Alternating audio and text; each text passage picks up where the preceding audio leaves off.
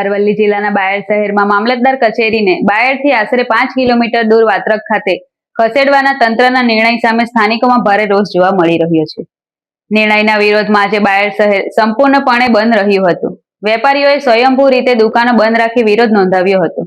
અરવલ્લી જિલ્લાનું બાયડ શહેર આજે સંપૂર્ણ બંધ જોવા મળ્યું। મામલતદાર કચેરીને બાયડ શહેરમાંથી આશરે 5 કિલોમીટર દૂર વાત્રક ખાતે ખસેડવાના નિર્ણયના વિરોધમાં નાના મોટા વેપારીઓએ પોતાના ધંધા રોજગાર બંધ રાખીને વિરોધ નોંધાવ્યો હતો। સ્થાનિકોના જણાવ્યા મુજબ મામલતદાર કચેરી શહેરની બહાર ખસેડવામાં આવશે તો સરકારી કામકાજ માટે આવતા શહેરી તેમજ ગ્રામ્ય વિસ્તારના લોકોને મુશ્કેલીનો સામનો કરવો પડશે। ખાસ કરીને વાહન વ્યવહાર અને અન્ય જરૂરી સગવડોના અભાવે સામાન્ય નાગરિકોને હાલાકી ભોગવવાનો વારો આવી શકે છે। મામલતદાર કચેરી બાયડ શહેરમાં જ રાખવાની માંગ સાથે સ્થાનિક નાગરિકો અને વેપારીઓએ તંત્રના નિર્ણય સામે ઉગ્ર વિરોધ નોંધાવ્યો છે। સ્થાનિકોએ ચીમકી ઉચ્ચારી છે કે જો મામલતદાર કચેરી ખસેડવાનો નિર્ણય પરત નહીં ખેંચાય અને કચેરી બાયડ શહેરમાં જ રાખવામાં નહીં આવે તો આગામી દિવસોમાં આંદોલનને વધુ ઉગ્ર બનાવવામાં આવશે। આજે બાયડ મામલતદાર કચેરી જે બાયડથી વાત્રક ખસેડવાની પેરવી થઈ રહી છે। મામલતદાર કચેરી ખાલી એક કચેરી નથી પણ સમગ્ર બાયડ તાલુકાની જનતાનું હાર્દ કહેવાય।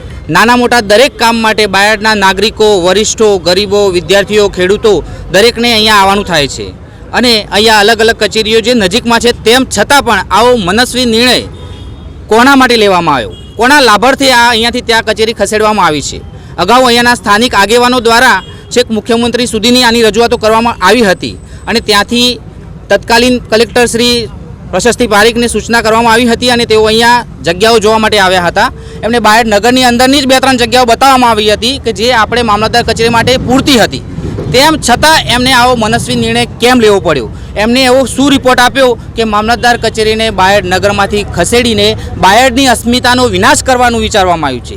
આ બાયડની જનતા સમગ્ર તાલુકા 20-20, 25-25 કિલોમીટરથી અહીંયા બાયડમાં આવશે અને પછી અહીંયાથી 5 કિલોમીટર દૂર જવાનું અને એ 5 કિલોમીટર જ્યાં છે ત્યાંથી 2 કિલોમીટર આગળ જઈએ એટલે આખો તાલુકો જ બદલાઈ જાય છે, ધનસુરા તાલુકો આવી જાય। એટલે આ બાજુ આખું પશ્ચિમ, ઉત્તર, પૂર્વ બધામાંથી પબ્લિકને દોડીને ત્યાં જવાનું, તો એનો અંત શું પબ્લિક માટે વિચારવામાં જ નહીં આવ્યું હોય? આ પબ્લિક માટે વ્યવસ્થા શું કરવામાં આવશે?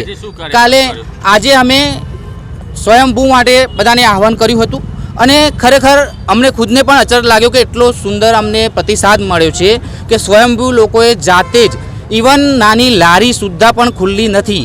એના ઉપરથી દેખાઈ આવે છે કે પ્રજાને શું જોઈએ છે, પ્રજાનું કેટલું સમર્થન છે।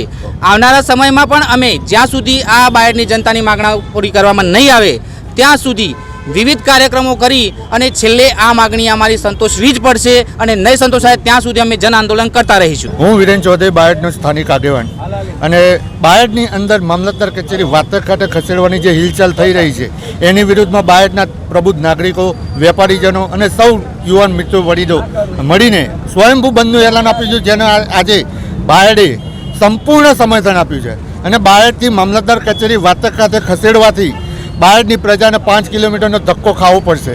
એમાં કોનું હિત સમાયેલું છે? તાલુકાની તમામ પ્રજા આજે બાયડની માર્કેટની અંદર આવે છે, બાયડની મામલતદાર કચેરીની અંદર આવે છે। બાયડ માર્કેટ પૂરું કરવામાં કોનો રસ છે? જે હિત શત્રુઓ બાયડના વિરોધી છે તેને અમે આગામી સમયમાં ખુલ્લા પાડીશું। ભયંકર રીતે આંદોલન થશે, જ્યાં સુધી અમારી માગણી પૂરી કરવામાં નહીં આવે ત્યાં સુધી ભયંકર રીતે આંદોલન થશે। આગામી 15 દિવસ, મહિનો, 2 મહિના, 6 મહિના લડવાનું થશે તો અમે લડીશું, પરંતુ બાયડની મામલતદાર કચેરી બાયડમાં જવી જોઈએ। બાયડનો હક છે, એ બાયડને મળવો જ જોઈએ। AB48 ન્યૂઝ ગુજરાત સાથે મિતેશ પરમાર, અરવલ્લી।